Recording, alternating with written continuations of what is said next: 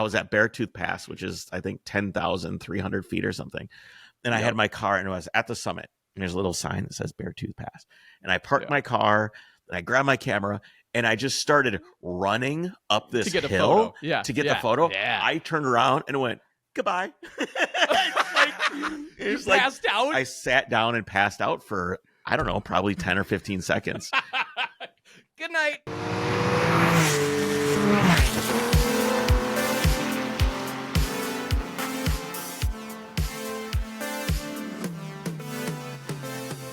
Hey guys, welcome to Overcrest. I'm Kris. And I'm Jake. I am so happy to be here. The rally is done, and it's been... And we're back. The Afterglow is honestly unbelievable. It's humbling. It's unbelievable. No, I didn't freeze. I was thinking, Jake. Yeah, okay, that's okay. Kris is loading. Yeah. I don't know, man. It's every time we do one of these, it has a different feeling afterward. Sure. Not like necessarily better or worse or anything like that, but it's just like, I don't know. What do you think, man? How do you feel after this one? It's interesting because now we've done a few of these, right? Yeah, I think and we're we've at done like some other 7. events as well. It's like 7 or something. Yeah, and so it seems I understand what you're saying, like it's a unique vibe. Like we definitely, and that's for that reason I should say that's kind of the whole point of what we're trying to do, and the reason we go different places is to create a unique vibe every time. And we've always heard too, like, oh my gosh, how are you guys gonna top this next year? Can't wait. Yeah. And we always have our internal mantra, right? That I told people too. I go, we're not trying to top anything or go bigger, or you know what I mean? It's how do we surprise and delight? Yep. Bring people joy. And the community. I called Jeff this morning. Go ahead. I was just going to say, I think we definitely surprised, and I think there was a lot of delight. I was surprised too. You know, I called Jeff this morning and I said, hey, I was on the Discord, and, you know, Kevin Lissek had just posted about his experience on the rally. And I'm in the Discord and I'm reading through all of these things where people are talking about, and I don't even know how to talk about this stuff. It's people are like, this was amazing. It changed my life. It has helped my life in this way or that way. And, you know, we've heard all the stories over the years of it's, you know, people have fixed their relationship with a spouse or a child or a father or a mother. And I don't honestly know what to say.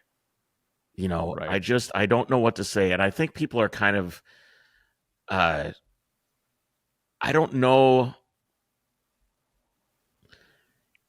I think they're just emoting how they feel. I think that's kind of they're just coming. They're just like, this is how this makes me feel. And I'm so incredibly happy for that, but I don't know what to say in response.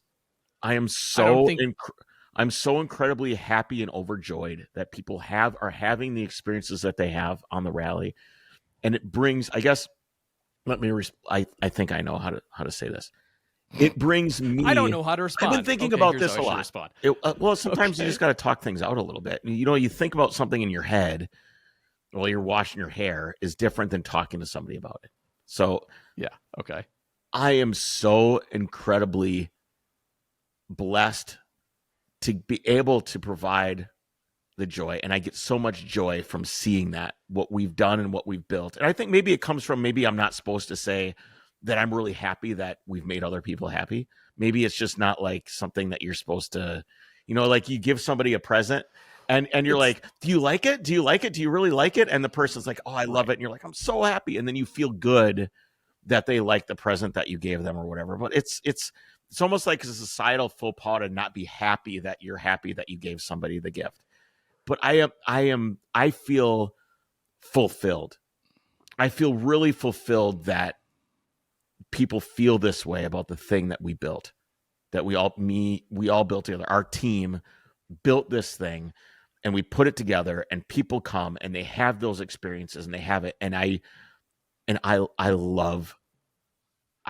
personally get a lot of fulfillment out of being able to do that. I truly love it. I love it. It's the best. What do they say? The joy is to give, not receive. And I think that's what this comes down to. I'm so incredibly happy. And I want to talk about the whole. We have I have some stories and stuff to tell too about what happened to me, and stuff. I'm sure. I know you did some things in multiple people's cars too. I think you and I both love getting roped into that stuff and everything. I was like, someone was like, oh, you don't have to do this. You're organizing. And I was like, dude, this is my happy place. Yeah, this is where I like to be. Rebuilding carburetors on the side of the road. I feel understand what you're fulfilled. saying about, like when people are like, oh, this was so awesome. Thank you. And what I would say is, because you don't want to be like narcissistic, be like, you're welcome, sir. Yes, that's what I don't want people to think it's like that. Thing for you. And I don't think it is, because we didn't put the person and their father together, or the person and their daughter. We gave them like a reason to come out and spend time in the car together. But you can say, yeah, you're welcome, and thank you for like coming out and making this experience for yourself. Because again, we can't force people to have these emotions. We can't produce something and say, all right, now you absolutely need to bring your father, and it absolutely needs to be, the most special time in your life, and you're going to reconnect. So no, you don't. People can also just have a hell of a good time. We did this. It doesn't have to be profound. And I think that's a danger too, is like, we're writing Instagram captions and we're doing things, and I'm writing things. We're going to put together an email for everybody. I don't want to try to be overly profound about this either. No, it can just be drove fun. around in cars, Chris. Well, I don't know if I would distill it that much. Now you're underselling it. You're underselling. Okay, good. Anyway, I hope that I don't know. I just wanted to say something about that, and it is a really truly special thing that we do, and it will not always be here. There was somebody that was like, "Oh man, I'm really sorry I didn't get to come this year." I'm like, "That's okay. You can come again. There will be more until there isn't." Not like this, Until there isn't, because it does have a shelf life, right? For multitudes of reasons of who knows what. I mean, I don't see the shelf life tag right now. I can't find it on the bottle. I don't know when this expires. This the expiration date. Yeah, I don't know what the expiration date is. I'm looking. I don't see it might yet. Be there. Who knows? But there is. That might have been it. That was it, Chris. Yeah. There's things that will come and go. Anyway, the rally was a lot of fun this year. I did enjoy it quite a bit. We did things a little bit differently, where we had previously Night Zero has been like a surprise experience. This year we mailed out the slot cars ahead of time, which the Italians definitely bent everybody over, and we didn't get all the slot cars in time. But no, we didn't. Which forced some people to build them on site, which was I also fun. thought that was a really cool kind of component of it. Like, I'm sure some people were like, I wish I would have had the opportunity to do this ahead of time. Sure. Sorry. But I thought it was really cool being able to see people right there, like actually working on stuff and kind of working together on it. And like, wait, how do I do this? And they're all helping each other. Yeah, and who knew that our guy RJ was like a slot car aficionado? I won't even tell you how much money he told me he has wrapped onto slot cars. I was like, RJ, that is the nerdiest large expense. That is 4-figure expense I've ever heard of. And Haggerty helped put this together. They're awesome. Yeah. And I went a little overboard, and I wish I could show you, but my 911s broke down, and we'll get into that later, so it's not here. But I ended up buying like 2 917, a box set of these slot car things, and I saw that. I've got one in the house that I have that's like a old Mercedes C-Class race car thing, and then I bought a 190E thing, and just what I got? geeking out over it. Do you know what I got? What is a broken 2002? Okay, so as you all know, Jake, I think it's in my folder of photos, Jesse, that you can see pictures of Jake with his 2002 that he's been working on. A couple of the team members, we didn't have time to buy or build cars. So we made some purchases for people, and Jake, because he loves 2002s so very much. Everyone asked me why. So like, we know the story, but why do you hate 2002s? And I go, I don't hate 2002s. They hate you. I would love to have a 2002, but I can't because they all hate me. There it is. So there it is, right there. Brand new, amazing slot car, pre-built, out of the box, and it was basically broken immediately because, of course, it was. Mr. Producer, you have to stop sharing. I can't see Jake anymore. Oh, that's sad. But that was a great photo. I did like that one. Yeah, so, these guys got me a 2002, which is great. And then I started to run it, and the guy's like, oh, because it literally just kept going through a corner and then rolling. It would do a roll, like barrel roll off of the track. Yeah. I was like, what the hell? Maybe it's too fast, but it wasn't fast. It was not fast. It also made like a crazy like, grinding sound as it went around the track. Yeah. So first of all, the front tiller, they had a name for it, but it's like the tab that slots into the slot. Yeah. The slot. Maybe it's the slot of the slot car. The tab, the guy goes, oh, that's too long. Sometimes you have to like shave them down. And so I was starting to like shave the damn thing down. And then I was like, all right, now she's moving. But then it was like, had a little too much drag. And then it was making a lot of noise. And then it stripped out the differential gear. Yes. Was that the end? Is a thing.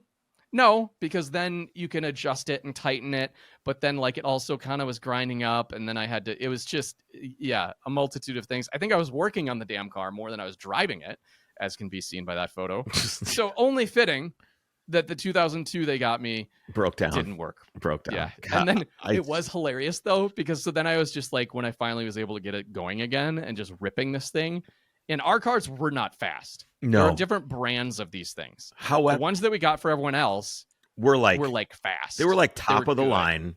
Yeah. Like fast cars. Yeah. Like direct drive. And then ours were like the realistic looking, like really cool ones, but not fast. Yeah. No, they were not fast. And so however, Joshy I will say this. Had a good Okay, go. I won with my 917 that was probably half as fast as everybody else's slot cars, which were NSR, like whatever.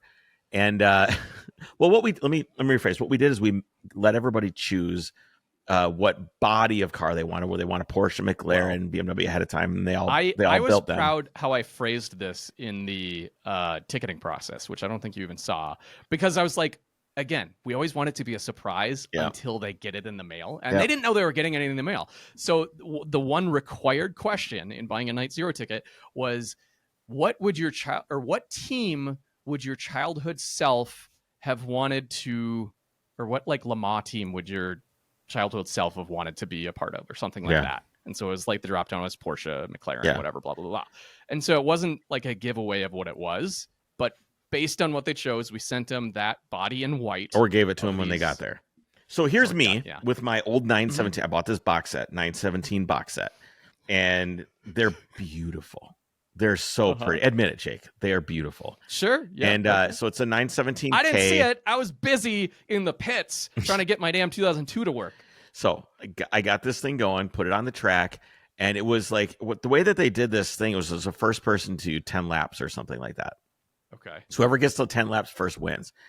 And I was slow and steady wins the race. I beat all of those super twice as fast as my cars just by being more careful, and the fact that it was slow as hell allowed me to win my heat. So slow and steady, tortoise in the hair. That's absolutely true.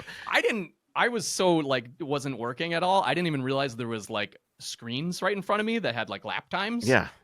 And they were tracking this. No idea. I had no idea that was going on. Registration obviously was fun. We had it at the following day at the Deer Lodge. Deer Lodge. Which Deer Lodge dining room. Yeah, they had on the menu were these 16-ounce steaks, which I don't know what measurement they use at that place, because every steak, no matter what you ordered, was the size of the dinner plate. Yeah, so the thing with the steaks, they were, I think, 20-ounce steaks, but some people got like an additional steak with their steak. You got a side steak with your steak. So you got a steak, and then you got a side steak with your steaks. That was you want a steak phenomenal. That place was great. Do you know? Okay, so here's the other thing about that place. I was sitting with, I think it was Josh. He was next to me, and he was like, "I'll have the steak salad." And they're like, "All right, how do you want it cooked?" And he's like, "Rare." And they're like, "Do you actually want it rare? Like you want it blue?" Like he's like, "I don't know. Try to scare me," he said. And she's like, "Okay, hold on. Look at that steak, Jake." Yeah, that was like average size of the steaks you would get. That one didn't have a side steak with it. So he's like, "Yeah, like scare me. I want it like not even." She goes, "All right, we have a guy that literally takes it and wants it just seared for 5 seconds on both sides and served to him. Like, is that what you want?" He's like, "Sure, that sounds great." She's like, okay, but I'm just telling you, we will do that here. Like, this isn't a place where we're going to like put the thermometer in it. And I go, hold on, Joshy. How fresh is this steak? Because I don't want you puking on the side of the road or pooping all night, right? Like, I'm gonna help you help yourself. Yeah. So I was like, if it's fresh steak, sure, but if it's been sitting there a while, she goes, oh no, this we just slaughtered last night. I go, what? Wow. It was literally like, yes, the cow was mooing 24 hours ago. Wow, that's really impressive. I've never had a rare steak. It just doesn't seem. Really? I don't think so. Medium rare. I do. I'll do it like a really good steak. I'll get medium It depends rare. on how they, different places. There is a specific classification of how it's supposed to be. Many restaurants fail to get it right. How so? I feel like because sometimes you order a medium rare and you're like, yeah, that's definitely medium. Like, it's not. Oh, or like they're probably scared to give people like rare and medium blue. rare. Yeah, they're scared of it. They're scared to do it. Correct. Yeah, this place they basically were like, we are not scared. So what do you actually want? The dinner was hosted by Nokian Tires, our partner, and they also had a really cool. They had like games set up outside where you could win prizes by throwing bean bags into their tires, and it was awesome. Nokian, awesome. They have their Surpass tire out there, which was the Surpass ASO1, a high-performance all-season tire that had a bunch of cars running on it. Got to experience it out on the rally, which is great because you can get the most out of your car without sacrificing capability, if traction, if things actually get slick, or maybe you're going to go on gravel, which a lot of people did. And if you had a just high performance DOT R compound tire, you can't do that. So this is the best of both worlds. So it's awesome as a dedicated performance tire. Won't leave you stranded if the road or weather gets rough. It comes with a 55,000-mile warranty and offers Nokian Tires pothole protection. If you happen to damage your tire beyond repair, Nokian will replace it for free. Check that out at nokiantires.com/surpass. Of course, it is definitely winter season right around the corner. So they have their Hakkapeliitta and their entire line of winter tires because they literally invented the winter tire. And as you can see there, you have your studless as well as the studded Hakkapeliittas, as well as a whole line of all-season and all-terrain tires. So check them out, nokiantires.com. So yeah, many thanks to Nokian for partnering on the registration dinner. Getting the steaks for everybody was awesome. Can you tell the story? Were you there when Rihanna won paper, rock, scissors? Yes. Can you explain? Oh yes. And then Please I heard Scott's viewpoint of it as well. Okay, so as I said, there were some games that Nokian had out there in the parking lot while we were all getting registered. So they had 3 Nokian tires, and they were in kind of like larger and smaller sizes. And so the whole game was like playing bags, where you'd throw something, try to get it in the tires, and if you got it in the furthest tire, then you would get a set of tires. No, you get entered into a drawing. You get into a drawing where you could win. Well, you could potentially win. So because that's how they said it, because they thought a lot of people were going to get it. Only 2 people got it in the furthest tire. It was hard. Yeah, it was very difficult. Like, they're like, okay, well, we don't even have to do a drawing. How about we just bring those 2 up here and we'll do rock, paper, scissors? It is not Overcrest first rock, paper, scissors. Who's going to get the award thing? Yes. And so it was, what do they call it? Tire, paper, scissors or something. Anyways, so it was our good friend Rihanna who was out there, and then Scott, who, so they both come up, and it's very interesting. Scott is a very tall, big guy, big manly man, and then Rihanna is, like a smaller girl. And it was interesting because I think it was Jeff.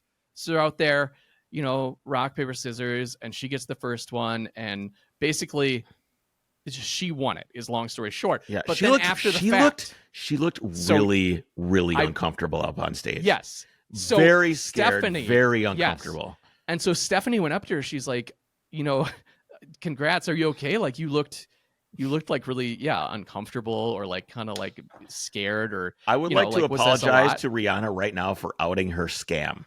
Oh my God. So she goes, oh, no, I'm fine. See, I grew up with brothers. And so I know if you go up there and look really meek and scared and small and cringe, then you already have the upper hand.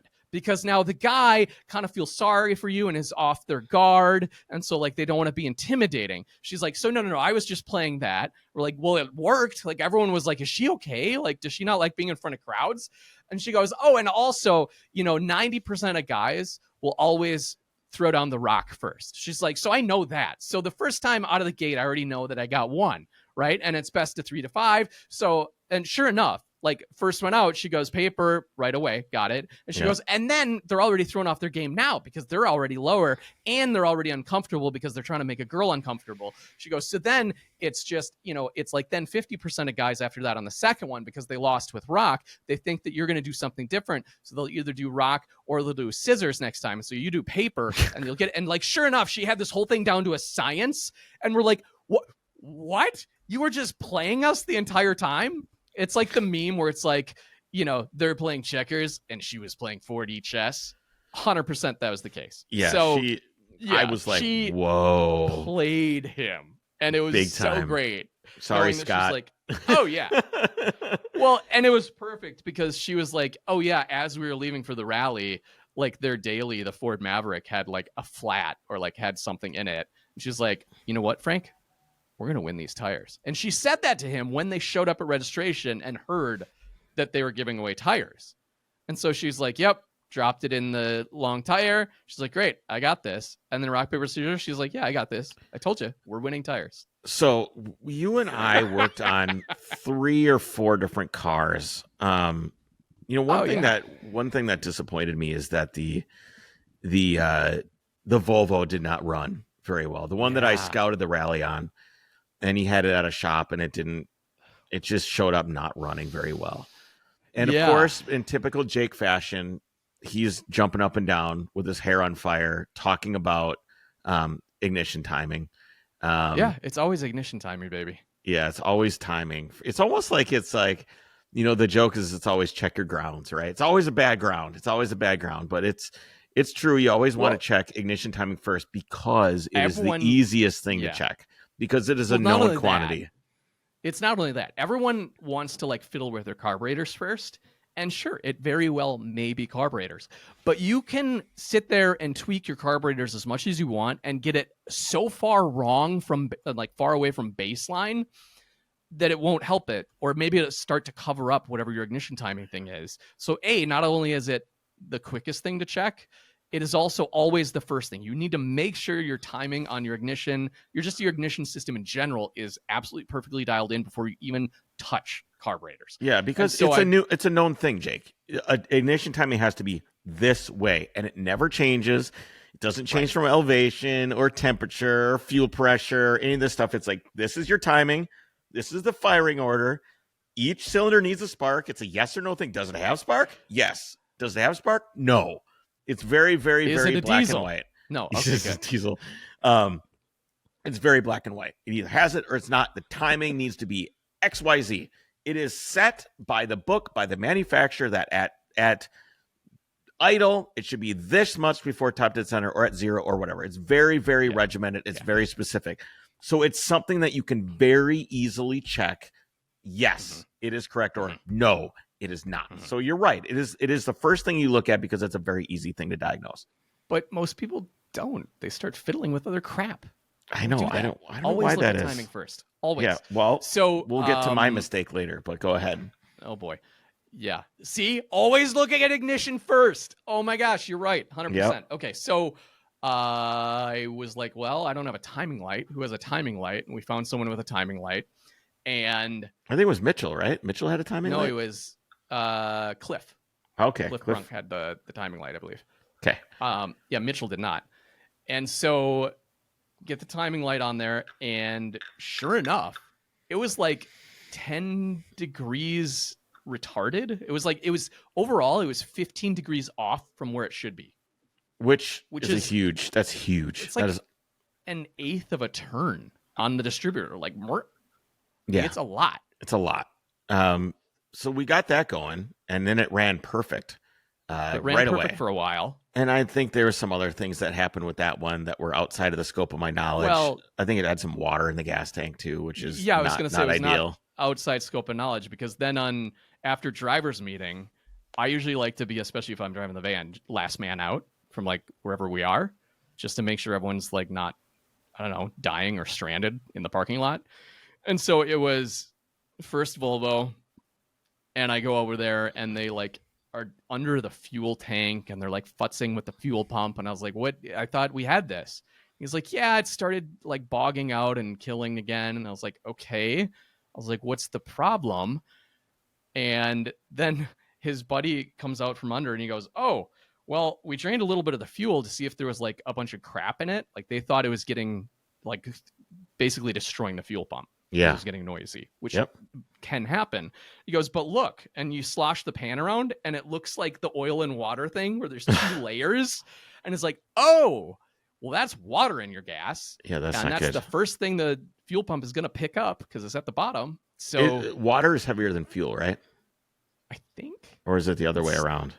Heavier than oil. So, right? Yeah. Is it? I don't know. Either way, you can see the waviness. Well, the oil always is floating on top of the water during an oil spill. It doesn't go to the bottom of the ocean. It's always floating on. The poor penguins and stuff are getting covered in things. Yeah, but is gasoline heavier than I don't oil? know. We're about to find out. Keep going. Yeah, that's dumb. So they got that fixed, and then I was like, all right. Gasoline is 25% lighter. So yeah, all the water would collect at the bottom of the tank. The bottom. Yeah. Okay, that's what I thought, which is why you don't want that, because then it's, the first thing it picks up.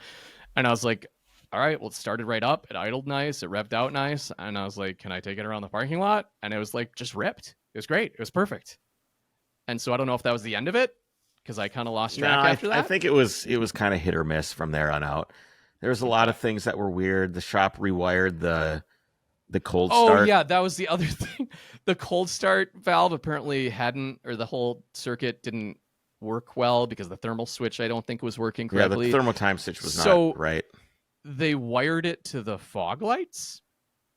Yeah, so we had wired it to key on crank. So when you're cranking, that's when the cold start valve. The starter is going, which could be a problem, I suppose, if it's hot. And if it got really hot, you'd have to go unplug it and then you would start it or whatever. But it worked most of the time. Hooking it up to a switch is kind of odd. I mean, none of it's ideal. None of it's ideal. Yeah, anyway, so I was like, well, maybe that's I don't know. So and then you bounced over to another car. Oh yeah, and then so we got the Volvo out of there, and then Mitchell was still there. I was like, oh boy. And so his Cougar wasn't running right, supposedly, and I went over there and he had the carburetor off of the car. And so I was like, all right, I know carburetors. So we Do you know what the final problem was? Because I do. I do not. I didn't. Okay, we'll get there. Go ahead. Yep, go ahead. Because we rebuilt the entire 4-barrel, like down to the housing, base plate, everything off. He had different gaskets we could put in. We just inspected everything, put it back together, and it was like meh. And a lot of it was secondhand knowledge of what was going on. But someone told me at one point, it was like first day when he got there. That was it. It was night 0. He was like, yeah, it's just dumping fuel. He goes, at one point I realized my mileage was I used something like 5 gallons in 30 miles. Like, what? And so we rebuilt the carb and a couple things. I thought there was like 1 or 2 things we noticed, but no, I don't know. So we rebuilt the carb and then I was like, all right, well, good luck. Bye. And it ran okay for a minute. It ran okay. But I don't know what happened after that. Okay. Because then I think you were dealing with it that evening. A little bit. So I decided for the first time to drive with people on the rally. For the first time ever. First time I've ever done this. First time I've chosen to hang out. I almost don't want it. It's almost like especially with the spoil it for people. No. It's almost like the route, and the route that I choose is very, very, I'm very, very particular about it. Okay. It would almost be like someone who wrote a play, like standing there watching all the people watch the play.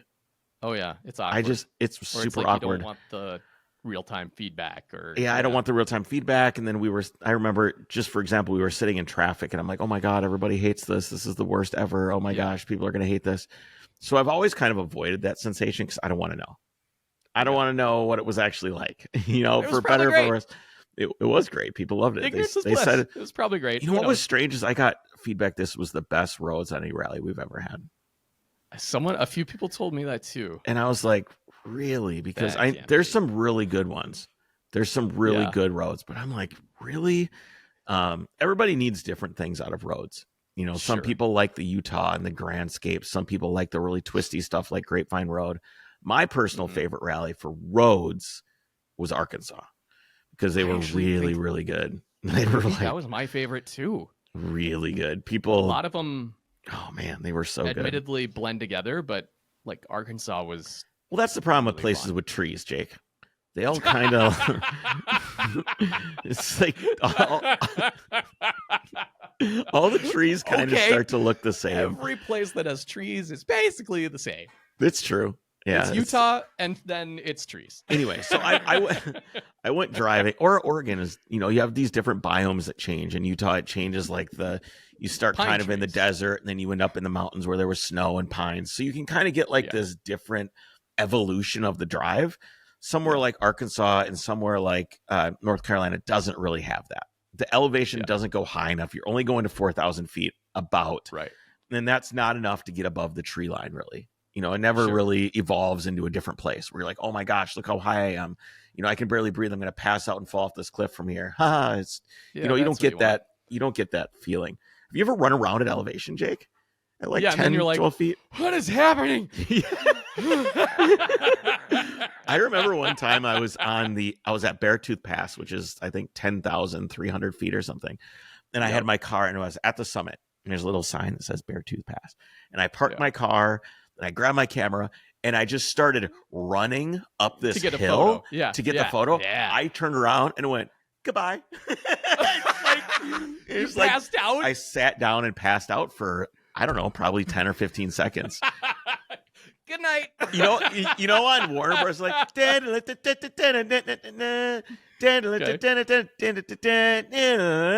the screen goes. Oh yeah, it closes down. It closes that like was, the black. and then you get like the little circle. Okay. That's what it was like. And then it was like when I woke up, it's like almost like coming out of like a little bit of a fog. It's the only time I've ever passed out. And then you feel terrible. You feel terrible. I remember Steve. Yeah, turns out you need oxygen. You need oxygen. He was like giving me some Mike and Ike's or something like that. Here's a little bit of sugar and like let's get you going again. And you kind of feel sick after that. But did you know there's a drug that you can take that helps you with elevation sickness? I don't know what it is, but it helps you like uptake. It's a good story. Oxygen a little bit better. Take that, Jeff Swart. I'll just take this drug and be able to bike around just like you. You ever see that this dude comes from elevation and he's like biking everywhere like an absolute madman at like sea level at Luft and stuff? I'm like, how is he able to do that? He's in such good shape. He literally just trains at elevation. Yeah, he's basically the air must be like Jello. Like he's breathing Jello with all that oxygen at sea level. Anyway, so I'm driving around with everybody. And you know, I'm kind of self-conscious about this. Like, oh my God, everybody's having a terrible time, which is good. No, I was fine. And we finally get to the start, and the bottom leg of the dirt route. Here's some inside baseball. Was okay, but it was added to give separation between the tarmac drivers and the gravel drivers. So the real gravel route started on Rainbow Road, Rainbow Springs Road. I just call it the Rainbow Road because it's like Mario Kart, which is the best gravel road I've ever driven on. I heard that from several people. It is, and to hear that from West Coast people is like a big deal because So I didn't drive it. Is that the one? Because the comment I heard from different people was like, I've never been on a gravel road where it's banked. It's like the banked. gravel is banked. It's wild. Not off camber. It's like it's cambered for you. Yes, it's wild, and all the fun happens at 20, 30 miles an hour. It is so great, like on off throttle. Guys, I can tell you, if you're not driving on gravel in your car, you are missing out. Because it brings the speed of which you are able to experience the dynamics of your car down to a level where you're probably not going to die if something bad were to happen. It's like you have 4 times the horsepower because the grip and just everything is just. I am so good at driving. I'm so good. Look at me. And you can drive with you can left foot brake, especially in a 911. You can left foot brake, you get the rear end to come around, you can go on, off throttle just a little bit. I love power sliding just because it's so damn fun. And that road it's banked like this, left, right. And it's got to be a solid 15 miles. It takes like a half an hour 45 minutes to get through this road. That's Absolutely cool. phenomenal. And then, I drove with people for a little while, and then I just got kind of fatigued, and just from the stress of other people experiencing the route and stuff. I'm like, I gotta go. And I was on social. And I saw, it was at lunch, and I saw Mitchell was stranded. I'm like, perfect timing. I'm like, I'm gonna go help Mitchell. Oh, good. I'm out of here. Not that I don't like people. I kind of don't like people, but You don't like I people. liked We the know people that I was with. But I feel like I'm intruding on their fun by being around. I don't know. I just I don't know. I just don't want to do it. I just feel like I'm ruining people's Get out of fun. here, Dad. We're playing by ourselves. Kind of. I know that's probably people don't feel that way, but I'm just projecting, right? Yeah. So I get up to Mitchell, and he's sitting there with his feet up on his car. He is in Maggie Valley, which is basically the end point. I said, of the road. I called him. Parking lot. This is what happened. I called him while we were at lunch. I said, dude, how's it going? He's like, I'm just driving straight to the second day point. I don't know what's going on. The car's getting really bad fuel economy. It doesn't run, and blah, blah, blah, blah, blah. And I'm like, he's like, the carburetor, something's wrong with it. I'm like, I thought you rebuilt the carburetor. He's like, oh, something's wrong with the carburetor. I'm like, okay, I believe you. I said, O'Reilly sells Edelbrock carbs. Just go buy a new one and put it on there. Yeah. Just buy a new carburetor and put it on there. He's like, okay, which ones have it? I said, they all have it. Just here, go to this one. So he goes there, and you know what he told me? He's like, I'm not going to run Edelbrock trash. Yeah. Well, because he had a Holly on it. Well, little did I know that both O'Reilly and AutoZone both carry Holly carburetors as well in the back. Sweet. O'Reilly's got that whole section out front where it's all Edelbrock. It's all Edelbrock stuff. Yeah, there's Mitchell's his vehicle. I think there's some. Yep. If you go to the folder with Andrew Ritchie's pictures, he has a bunch of pictures of us at the O'Reillys sitting there. So I get there, and here he is, kicked up. He's sitting in his lawn chair, kicked up, waiting for his car to cool down or whatever it is that he's doing. And I'm like, did you buy a new carburetor? Have you put the new carburetor on yet? Right. No. Why? Because they're $500. I'm like, that's a lot cheaper than an engine if you keep driving with all this fuel getting mixed in with the gasoline. Exactly. Just buy it and return it when you get home. Was what I was saying. Which try it. At least try it. If it doesn't work. Anyway, so we're fiddling around doing things, and I talk him into doing. And then RJ pulls up in the Barracuda, which was fun. He had a lifter tick, and he was thinking that he was going to be able to snake a lifter out from his Mopar situation, which he decided not to do because I guess you have to pull the intake manifold off. And there's you can see the Barracuda there in the previous shot. If you take the intake manifold off, all the dirt can fall into the engine, which that's probably that's probably not good. So he forego that and then just watched us do stuff. Okay. And I'll get to my parable of fail is coming. Do not worry. I will tell you all of the things that were Jake. Okay. Well enough alone. Working with Mitchell. Anyways, we walk. By the way, North Carolina has no provision for pedestrians on city streets when there's construction. So we played Frogger, got over to the AutoZone, and found out that the O'Reilly actually had the Holly. So then we walk back to the O'Reilly, buy the Holly carburetor, put it on, go for a drive. Drives great. There's a little bit of a stutter. I'm like, it probably just needs a little tuning. Maybe you need to fatten it up because it's like a work out of the box. He had a double pumper carburetor on there, which has mechanical mains and secondaries. Yep. The one that we bought had a vacuum secondary. So it's a little lazier. It's a little bit of a laser carburetor, but you can feel that it was good. I'm like, this is good. This is manageable. You could do the rest of the rally on this. And then it acted up a little bit just for a second on the way back. I'm like, maybe it's just you chalk it up to something. Maybe you just need to jet it differently.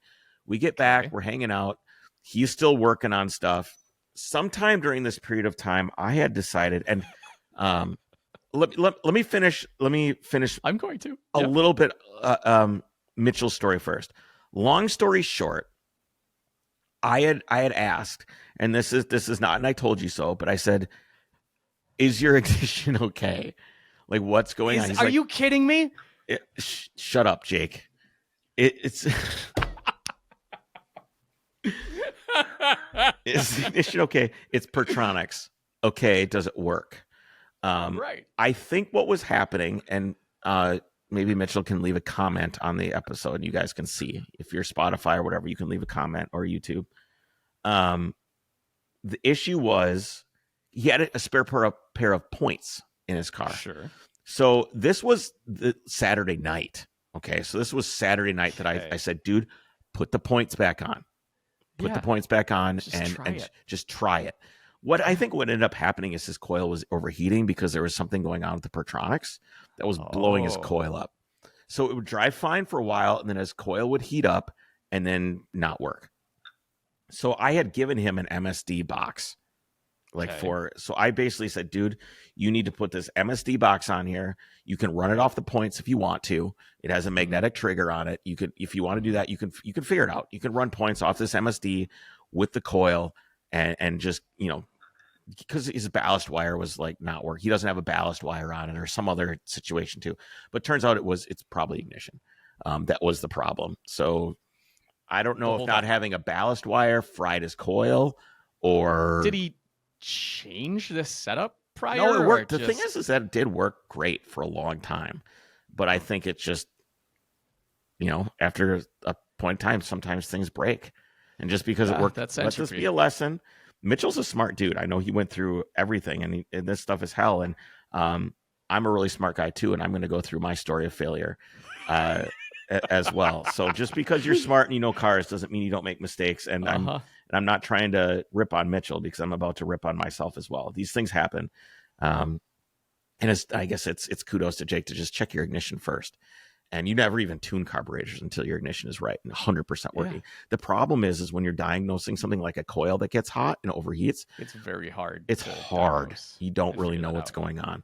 So at some point you're just like, well, maybe this is all that's left because you put a new carburetor on it. It still does exactly the same thing. It ain't the carburetor. No, it just ain't. Not. So it's probably your points or your Pertronics, which is Pertronics ain't what it used to be, boys. It's not made in the same place it used to be made. Customer service ain't what it used to be. No, I've had some. It's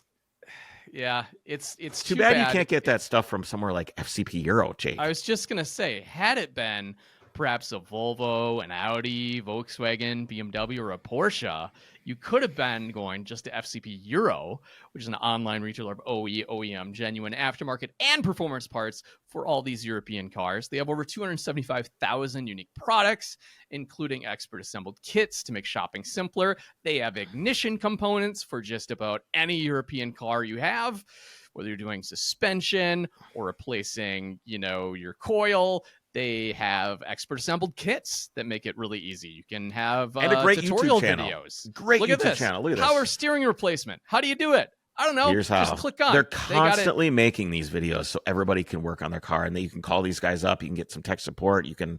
It is awesome. They support the rally, support Overcrest, they support the podcast. One of the coolest things about FCP Hero is they're here for the guys that work on their cars, the guys that wrench. Exactly. A lot of places, are for shops, or they send you this stuff. They're like, "C'est la vie, good luck." They're here to support you and support the community, which is fantastic. For sure. Yeah, it's like real enthusiasts that work there and are behind the brand, and that's who they're supporting. Plus, every product they sell is backed by the lifetime replacement guarantee. Even your wear items like wiper blades, brake pads, oil filters. With the opening of their distribution center over in Mesa, Arizona, they also can ship really quickly anywhere in the country. Anywhere from both coasts, you can serve most of the country in 3 days or less with free shipping. You don't even have to pay extra for that. So they're great guys. We can vouch for FCP Euro. Check them out, fcpeuro.com. They have free shipping on any order over $49, and it'll get there quick. It will. All right. Okay, so while Mitchell is working on his car, I was there for probably a solid 3 to 4 hours, just hanging out, talking to RJ, talking to Mitchell, generally giving Mitchell a really hard time because that's what you do. We're boys, you know.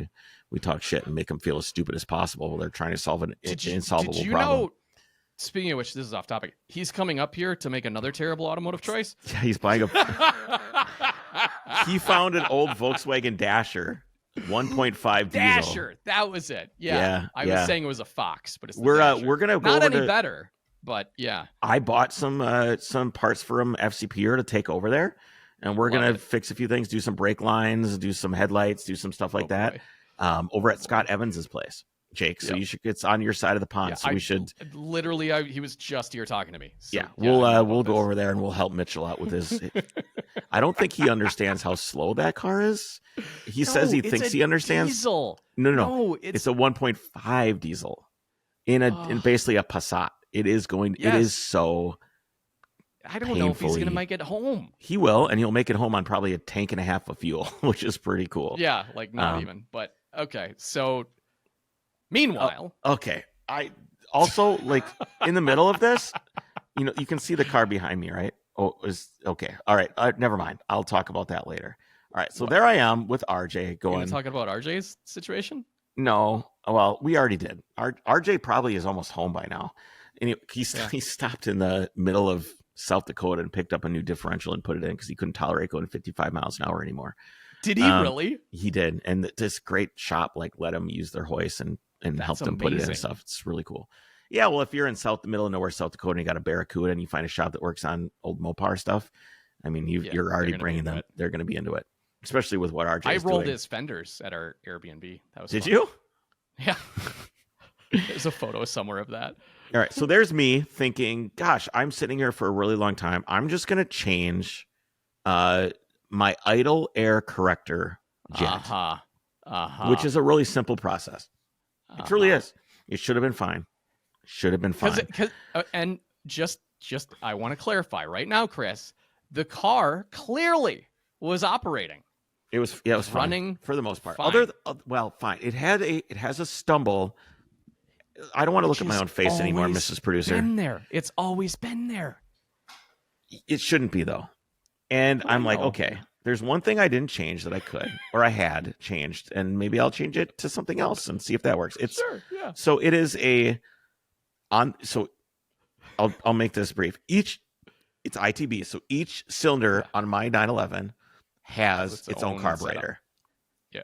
They share, two of them share floats, otherwise, but that's it. Everything else is own idle jet, own main jet, own emulsion tube, own. It has its own stuff. Each one is tunable individually. So, which we'll get to in a second of what's happening here. And on top of the idle jet is a very small orifice that pulls from atmosphere. And you can change the size of that. You can introduce more air, which in the progression circuit will lean it out, or you can make the hole smaller above those idle jets, which will, and idle jet is a misnomer. Let me say that right away. And you know this. Idle jet is how you do tune your idle, but idle jet is also your cruising jet. And there's an overlap. And it also handles the transition between your minor circuit and your main circuit. So I would like to call it what would you even call that, Jake? I guess idle's fine. The way I like to look at it, right word. Think of on a graph. There are only two systems in a carburetor generally, right? Aside from accelerator, but you have your idle, and then which is low. We'll call it low flow is the best way to think about it, because all it sees is flow. It doesn't see actual vacuum or anything else. It sees flow. So this is low flow, and then your main is high flow. But it's not just a perfect okay, here's where it stops, and then this one takes over.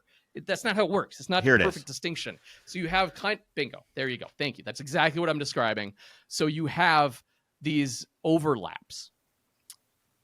That's correct. So they affect each other. Jake, tell me why the idle, the progression. Tell me why. Ain't nothing but a heartache. Stop right now.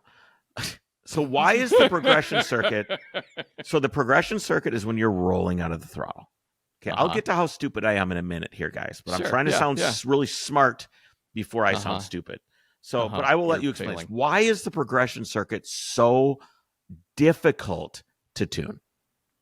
Well, do you know? It's progressive. It's dynamic. So literally, as you're opening, it's because other factors play into it, right? So you're also using your idle jet air corrector, and that goes through the emulsion tube in order to supply to the progression circuit. It's way simpler than that. Actually, it's way simpler than holes that. As you open your throttle, and so you're exposing different ones to. It is because you are drastically changing the speed of the vacuum.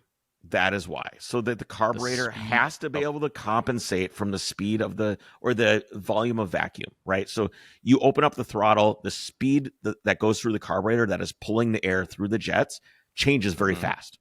And the carburetor has to be able to adapt to that. So there is systems like the progression holes that you're talking about that try to compensate for the change in vacuum. There's also the accelerator pump that if you're just like way wide and it can't even, the vacuum. Well, that's when you hop on it. That's why you have that. Yeah, right. You'll hop on it, and it literally is a little hose that says fuel, and it just like goes and just dumps it in. You can see it literally squirts it in, like just it pees it. Pees it in. Yes, it does. It absolutely does. Yep. So I have this idle jet that goes on top of the other idle. It's an idle air corrector jet on top of the idle jets. There's people that are like not even listening anymore. That's okay. No, why would you? Well, they're waiting for the part where I'm why really Kris is stupid though. Yeah. So I'm like, I need to change that and richen that up a little bit to try and get a little more fuel in my, because it stumbles. Yeah. But I could drive around it. I could drive the car and you would never know it was there. But I'm like, I don't want to do that. I want it to run nice. So I have the kit with me and I'm bored. I'm sitting there. I'm sitting around. I'm like, I'll just change these quick. To get to these, you have to take off the velocity stacks, take off the top of the carburetor, which holds the float bowls. You pull all of that off, and there they are. There's 6 of them, one for each cylinder. So I change them all out. I put it back together, and Did you know? And I change them all out, put it back together, and the car will not run. Car will not run right. Like, what is going? Well, one thing I did notice when I took them apart is 3 of them were different on one carburetor than the other. So I go, aha. Right? I go, aha, that's what the problem was. One of the banks is leaner or richer than the other. So I'm just going to put it back to stock and roll with that and see what happens. Make sure they're the same. Because if you have one side of your engine that's running in a different way than the other side of your engine, it causes all kinds of problems. Whether things are out of sync. If one set of butterflies is opening more than the other side will run richer lean. It's just not good. It'll stumble, all kinds of problems. I'm like, perfect. I have solved the problem. I'm very happy. I sent a message to the group chat. Guys, I think I have solved the problem with my carburetors, is what I said. And I got some thumbs up, some hearts. I'm really, really excited. I drive away. It's okay. And then it starts going, and it sounds like a Subaru or I don't know. It just sounds really, really, really bad. And I'm like, what is going on? I don't get it. And in hindsight, I remember it being like this every once in a while around town here, where it's like, why is it doing that? And then all of a sudden it's fine. But it didn't click till later what was going on. I'm like, oh, and I finally, I can't figure it out. So then I go back to I'm at the hotel with you, and that's the picture you just saw. I'm sitting there with Joshy, and you come up and you're like, what's going on? I'm like, I don't know. So I take everything apart again to put it back exactly the way it was before I touched it, right? So I'm going to put the old idle air corrector jets back in. So I put it all back together, and I said, Jake, let's go for a ride. And do you want to talk for a while? Do you want to tell the rest? Sure, yeah. You were there, so you can.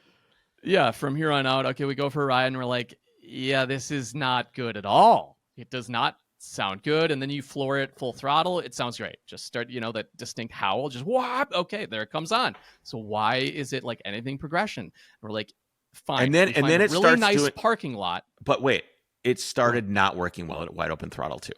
Remember, we had nothing. Yeah, you're right. So it did work, and then it was like, whoa, now it won't work at all. Yeah. Like that. it's dead. I was like looking at the map. I was like, all right, don't go back to the hotel and sit there and rev it the piss out of it. Well, we were already sitting. Don't forget, we sat on the side of the road for a solid 15 minutes trying to figure out what happened, and we did source a problem. You're a bad storyteller. Parking lot. We back into the post office. No. There's no one there. Jacob, but it's very good lights. Okay, I'm going to cut you off because you are skipping a very important part of the story. Right when you took the top hat of the carb off again. No. Oh. So we pull over on the side of the road. It's dark. We have nothing, and we're trying to figure out what's going on. And I start I got it running, and I started pulling spark plug wires to try and figure out which cylinder was dead. and I grab cylinder 2 and I pull it, and it's just like, whee! It's not connected to anything, right? Yeah. Remember this? Yeah. It goes, whee! And I pull it out, and I'm like, the order of this. I'm like, what's going on?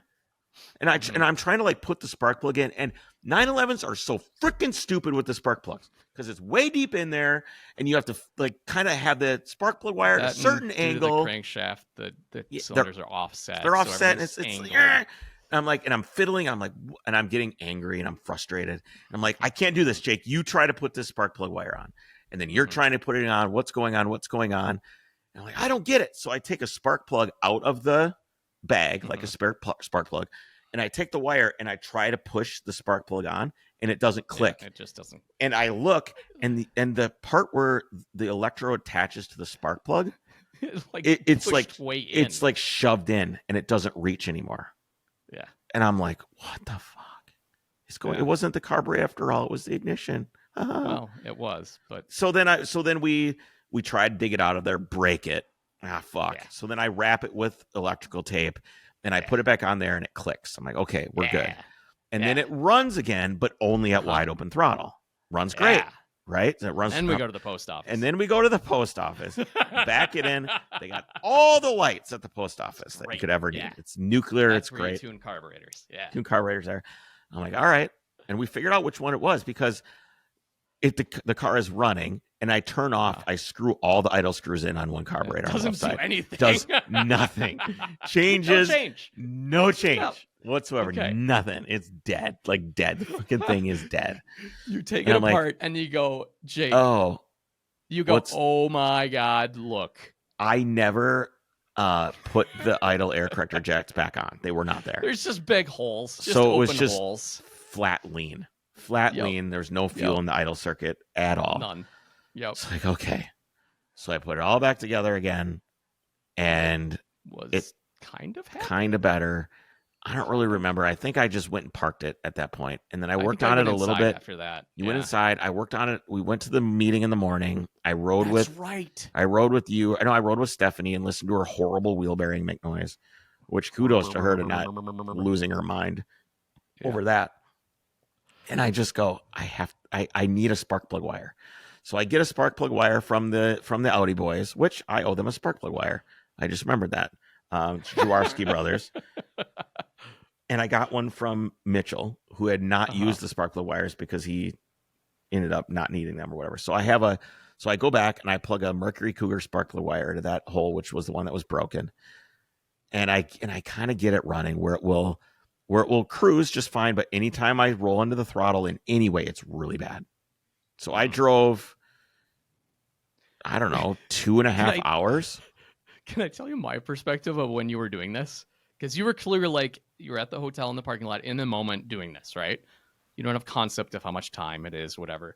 The van is packed, and we're like, I forget what I was doing. I was waiting to do something or checking an email. And it's a good hour, and outside the doors closed. I just hear wabba wabba wabba, and I go, I'm curious when the cops show up at this point. Oh, it was that bad? It was very loud, and luckily I think most guests had already checked out, but there was still a lot of people at this hotel, and I was like, I know there's at least 1 or 2 complaints coming into the front desk at this point, and I was like, I might just want to leave.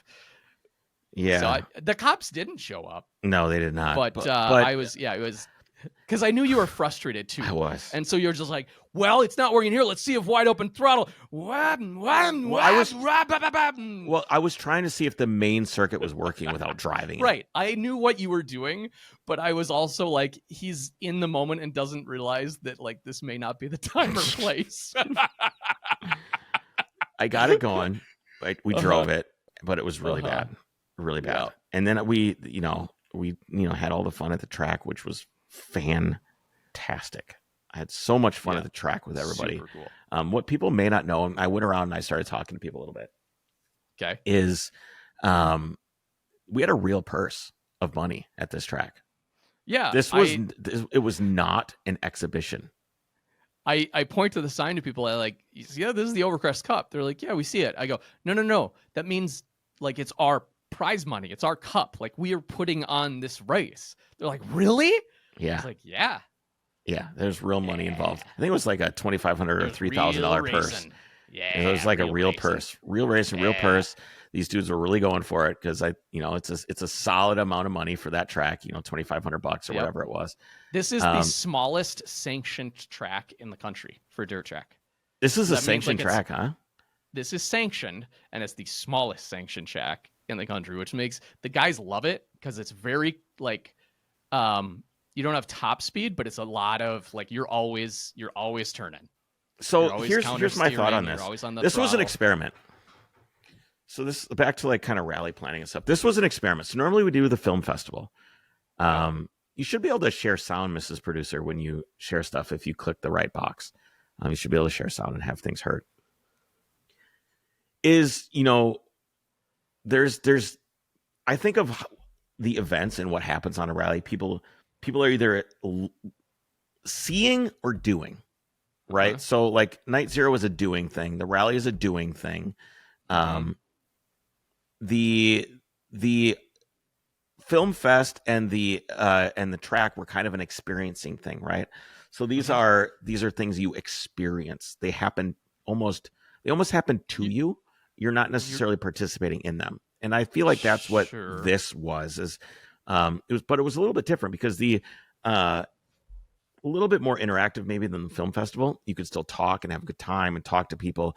Whereas the film festival, which I think we'll bring that back here in some form, maybe next year. I'm not exactly sure, what we want to do with that. I've got some ideas. We've got some ideas for that because I don't want to let that go. It's too special. No, but I agree that people were able to spectate this together. Yes. And you don't feel like you're ruining someone else's experience by talking. Right. Right. Like if you're in a movie theater, you can't talk during the movie theater. Exactly. This, you can talk because you're not going to hear anything anyways. Yeah, exactly. So, I mean, we gave away an award. These guys really went for it. I think my favorite dude on track was, what was his name? Flamin' something. Boy. His name was Flamin' something, and he was 80 years old, and this was his second to last race. And that was really cool. And we'll have some of these stories came out. I know our Flamin' Raymond. That's it. Flamin' Raymond. Raymond? I didn't know that was his name. That was his name. 79, 80-year-old Flamin' Raymond on his second to last race. So these cars, do you know how much horsepower these things had, Jake? So it's a 603 cubic inch. And they make 600 horsepower. Yeah. Yep. Yeah. That's a horsepower per cubic inch. That's a lot. That's a lot of power. Yeah. I wonder what it didn't smell like race. I mean, I'm sure it's race gas, but it didn't smell like alcohol. You know what I mean? It wasn't alcohol. No, they don't run that, but it was definitely race gas. Yeah, like leaded race fuel. Yeah. It had a smell to it for sure. It did. I really enjoyed that event. Gus, the guy that brought the pig, which Goose brought the pig, and he made us name the pig, by the way. Yeah, we talked to Goose for quite a while. I talked to these guys for quite a while too back there in the pits, which was really fun. I loved that old timer. Hey, there you are. Yeah, there is me. What I loved is I was looking at it and I go, oh, you got bead lockers. Because if you know, on a wheel, a bead locker it literally locks the bead of the tire onto the rim. So it doesn't peel off. Yeah, it's big in like off-road stuff. Why do the off-road guys run it? Because they run no air in their tire and they don't want the thing to come off the bead. Yeah, basically, it's all torque, like you're trying to grab a rock and it'll just twist the tire, especially at low inflation. Pop it off the bead, but it'll twist the tire or the rim within the tire. Yep. And so I was like, oh, you got bead lockers, but then I'd look at like a different car and they don't have bead lockers. He goes, oh no, you're looking at the wrong side of the car. You go, you only run them on the left side of each wheel. So even on the right side of the car, it has bead lockers, but it's on the inside of the rim. Because as you're turning, you will literally peel the tire off of the rim. There's so much grip and force. Did you notice all the sparks too? Every time they would hit the brakes? Yes. Wow. There's so much dust and dirt flying up that it just gets inside the disc and the caliper. And so it's a spark show. It's super crazy. It's such a good thing. I really had a lot of fun putting that on. And, part of the joy I get is the surprise of this. is like, everybody's like, what's going to happen? And then we're like, this is what's going to happen. Ha, do you like it? and I of course get a lot of joy out of, out of that. It was really cool, especially like people come from all around the country and all walks of life to go on the rally, which is one thing that, we pride ourselves on, is like bringing community together and having that diversity. And, some folks were from down here, or they're from the South and they grew up with this stuff, or even up here, we have dirt tracks, but some folks are like, I didn't know this was still a thing. Like, I knew dirt track was a thing, but I didn't know, like, this is still, and they're like, this is the best thing ever. I had someone else coming up to me. They go, all right, so I started looking while we were watching the race. This is attainable. I think next year we all show up, and instead of doing the rally, we're just going to dirt track race. Like, we're just all going to buy these cars. I think it was Matt Schaefer or something. He's like, yeah, I think I might not do any more rallies, and I'm just going to become a dirt track racer. I was like, Jeez. Yeah, okay. Well, all you need is a tube frame car, a fiberglass thing that you can duct tape together, and a trailer to get it there. I mean, I think in terms of racing, it's pretty attainable. I think you can do it. It is. Yeah, for sure. And so, heck of a lot of fun, for sure. So, go ahead. Speaking of tires. What? Yeah, no, we already did tires, Chris. Oh, we already did tires. But we didn't. Yeah, you weren't there for that one. No, but, that's okay. Speaking of adventure, adventure, we're talking about off-roading and adventure. Yes, if you're looking for the best app for navigating your adventure or looking about where you are, I just actually opened it this morning to look at my property boundary, because Onyx Off-Road has all the information you need. It has over 750,000 miles of trails, comprehensive offline maps so you can explore without service. It has land boundaries right there, so you can see who owns what land and where you are and where you can legally traverse. It has trail ratings, detailed information, a Discover tool, so you can find trails and roads near you. It has those boundaries I talked about, so you know where you legally can and cannot be. If you want to stay connected, it has all these other cool like layers, so you can have a cell service layer, so you know when you will kind of get outside of your cell service coverage and always be available if need be. You have a wildfire layer. There's all these really cool features that help you be prepared and know where you are and where you're going. Route builder, waypoint marking, real-time updates, route sharing. You'll be fully equipped for any adventure. You can try it for free for 7 days at Onyx Off-Road. Check them out. All right. I do want to also throw a thanks out too. So when my car got out to North Carolina, I let Stephanie, who's cast coordinator here at Overcrest, couldn't do any of this without her, as I've said before. I let her drive it, and she hit the brake. And as a driver, things always feel different. But as a passenger, my car felt sketchy, felt scary. She said it felt sketchy too, driving it. Yeah. Well, I was a little bit used to that, but I knew it, right? I knew that it felt a little bit sketchy. And she's like, yeah, it feels really sketchy. I'm like, shit. Like, what am I going to do here? So I dropped it off. I called up. She's like, well, you should take it to Eric Lynn, who runs Sports Purpose Garage. You should try. And I said, okay, I'll try. He did not have time to work on my car. Did not have time, but took the time anyway to work on my car to make sure that it was ready to go for the rally. And he did a great job. I got the car back, and it drove like I'd remembered. Yeah. When I replaced everything, probably 60,000 hard miles ago. Right. In my head, I had just replaced all that stuff. Yeah. All the front control arm bushings were dead. The trailing arm bushings were dead. All that stuff was all dead. I just did this. Yep, it was all dead. The alignment was a little messed up too, but he took a ton of time out of his work week to fit me in, and I can't thank him enough because the car drove great. Afterward, it felt really good. It's hard to align something when it isn't when it's just wobbling all over. Super weird. Yeah, it was super weird. It was not fun to drive. I haven't driven the car much in like 2 years. The weird thing is that none of it all just kind of happened all at once. Like it was like the car went out to Utah to do the rally out there or whatever at the Redux, and we found out that something was wrong with the steering rack or the U joint, and then from that point on, it was really bad. So I always attributed it to being something with what was done there, but I don't know. It's strange because anyway, so my car the next day after the rally still was not running. I tried. I had to wake up in the morning to go do some other filming work with somebody, and it would not run. So I drove it all the way over there on 5 cylinders. at wide open throttle, it wasn't working right either. So I suspect something's going on with spark or who knows what. Yeah. Drove it over anyway because I had to work. I had to be there. So it was like a 10-minute drive over there. It was agonizing. And I decided I'm like, I need to focus on what I'm doing. I'm not fucking with this car anymore. And I need to work. So I didn't touch the car. Once I got there, I just left it alone, did the work I needed to do. And John King, who has this super kick-ass Stratos, has a guy that works on 911 engines. He's like, I'm going to call this guy. And I had it towed to his shop. Where is he? Was he local? He is in South Carolina. And I'm having like this weird feeling of, like it's almost like the car is getting away from me a little bit. Like the motor blew up and then Marco rebuilt the engine. And then someone else redid your suspension now. And then someone else redid all my suspension. All these things that I did are no longer what I did. And I'm trying to decide if I care or not. I'm not sure if I do. I'm going to send you a picture here.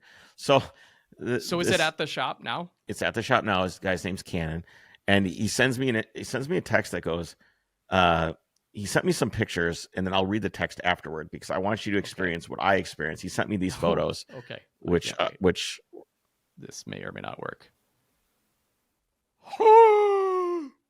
That's exactly what I did.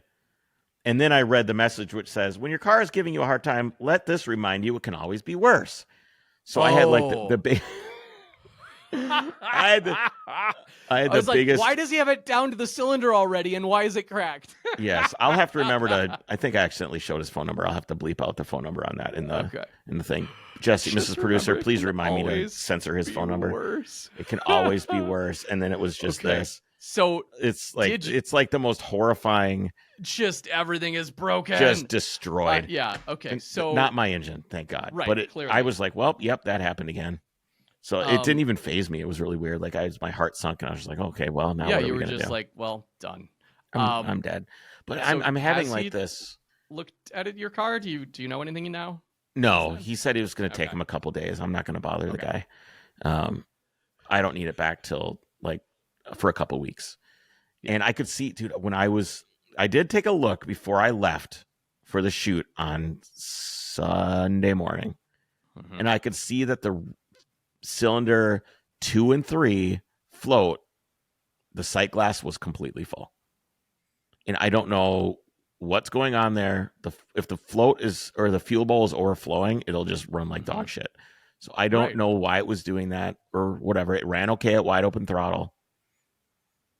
Which might just make up for I don't know fuel level. I don't know. So I just was like, I'm done. I'm done. I can't deal with this. It's just you're not in your environment either. Like if I'm not in my environment. Your tools, your shop. I would fuck with it forever. Don't care. Oh yeah. But this is like, I've been messing with this for probably 3 years.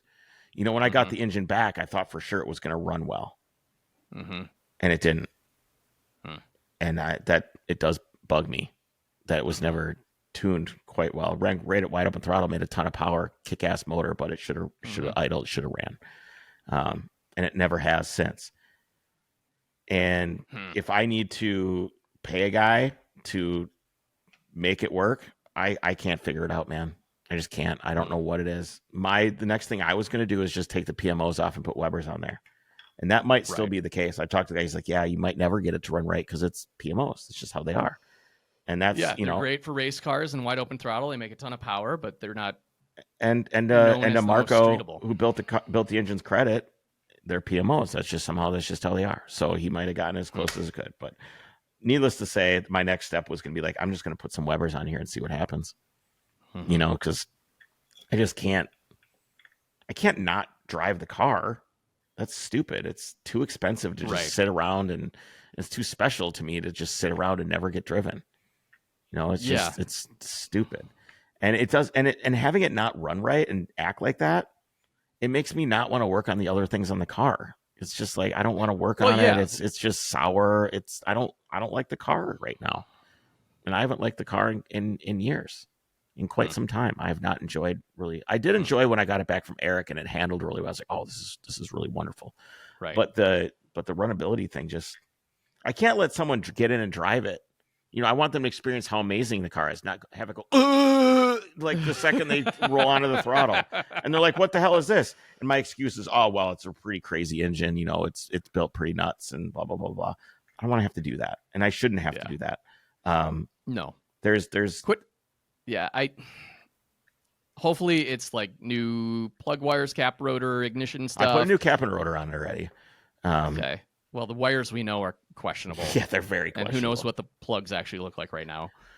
Yep. And then just go through the carbs and start like from baseline, right? Yeah, that's what I think he's going to do. He's like, I'm just going to look at it with and sometimes, dude, fresh eyes. Fresh eyes. I know. Seriously. 100%. I remember, I don't remember exactly what it was. I cannot cite what it was, but I remember I was having trouble with the Mercedes and you came over and you pointed at something. You're like, that. And I don't remember what it was. It was like such a stupid thing too. I'm like, fuck, it's just like something you've overlooked because you're there. You're fresh eyes can always be a benefit. Yeah. 100%. I don't remember that either, but where do you want to take the rally next year, Jake? I have ideas. I have ideas too. It's interesting. Like, I'm not going to get into specifics, but you do enough of these rallies and you start to wonder, Mrs. Producer's pulling something up. Oh, yes, Jake. If you want to know exactly what the rally is going to be next year, all you have to do this is a scam. Is Don't do this. Subscribe to the Overcrest team principal. No, but you do get inside access to the coolest people in the Overcrest community, who are the Discord members, who are special Drivers Club channels on the Discord. Yep. We'll send you something in the mail. I think at $10 a month, you get a T-shirt. You spend $10 a month on Red Bulls or coffee. Spend $10 a month on your favorite thing, Overcrest. Stop not doing it. It's only $10 a month. There's thousands of people listening to this podcast, and I would say 80% of you are freeloaders. Stop that. It's not nice. Support this show. Turn the light switch on over here. We'd really appreciate it. Yeah, look how dark it is at Chris's. You can't even afford lights. I have lights. I have them. They're just not installed. I can't afford to have them installed. Oh, man. All right. Well, thank you, everyone. This truly is about the community. I don't know, we talked about a little bit, overall thoughts on the rally and everything else. And I think my takeaway was, I didn't drive my car down this time, and I had the van, and other people were like, oh, do you feel like you missed out or anything? I go, not at all, because for me, it's not even about the driving. Like, sure, some of that is fun, and I did actually have some fun, like chasing people in the van, and they're like, oh, that thing can actually move. I was like, yeah. Did you miss having your 911 out there at all? Yeah, I did. But what I was about to say is really that's just like an aside for me. It's this, like I explained it, this extended family that I get to see every once in a while. And it's so special, kind of just starting back up. It seems like old friends where no time has passed, where you've known them forever. And there's some really amazing people in the community that really that's what it is all about. And I know so many of that community are listening to the podcast and get to kind of share that experience with that. And one thing I didn't say is this was our most eclectic group of cars that we've ever had out on an event. Yes. It was so damn cool. Yeah, just it was. all the different cars we had. So that was my takeaway. And that was, I don't know, my thank you to the community. Oh, what was your favorite car on the rally, Jake?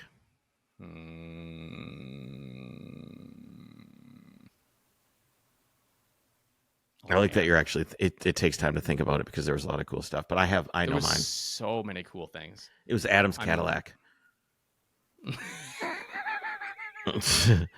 The big Cadillac with the manual transmission and the rally wheels and the paisley interior. It's so, yeah, it literally is your grandma's couch. I would pay $500 to travel back in time to watch that thing drive down Rainbow Springs Road. That was hands down my favorite car in the rally. Wild. And couples with the owner. He's an interesting dude, and I enjoyed talking to him. Super fun. We were standing at the dirt track, and I just looked out at everything. He's from Poland, he's looking out at everything, and I go, the European mind can just not understand. And he goes, yeah, you're right. This type of stuff just doesn't exist in Europe. That was my favorite car for sure. That was, definitely one of the eclectic ones. Man, there's so many cool cars. The Ferrari Mondial, did you look under the hood on that thing? No, I did not have a chance to. Do you know it had a custom turbo setup that was making like all of the power, all of it at low boost? I like Mondials to begin with. Yeah. They're fantastic. And if you open the door on that thing, the floor is so flat and it's so low just from the factory. It just looks, it's so weird looking. It's so cool. It's so unique. And then he opens the rear and I was like, oh, he's like, yeah, this is the low boost setting. It's like, I don't know, makes 500 some horsepower. He's like, if he says if I crank it up a few more like PSI, it'll be like another 80 horsepower. It's just, it's wild. So that was cool. I don't know if it was my favorite because there was so many cool and eclectic cars out there. These cars are, I think, probably underrated. Here, I'll pull up. Mrs. Producer doesn't know what a Mondial is, so I will pull up this picture. The green 2002 also had a turbo kit on it and was like wild. These are, you can get a Mondial like somewhat reasonable. You can also here's the cheapest Ferrari. I'm going to show you my dream Ferrari right here. This is my dream Ferrari. It's a 400i. Do you know what a 400i is? Yeah. These. Yeah, yep, yeah. I like these. The Lamborghini. Go away, I don't want GTs your cookies. Also had a really cool look to them, like the Jarma. You mean the Yalpa? I like saying Jarma. You can say Jarma. All right, guys. That's all we have time for today. I have no idea what's going on next week. I'm still trying to get my head above water here and breathe a little bit. Lots of fun stuff ahead. We really appreciate you guys hanging out on the rally, listening to the podcast, all the things that you do to support us so that we can do this for all of you. Thank you so much. We will see you all next week. Take care.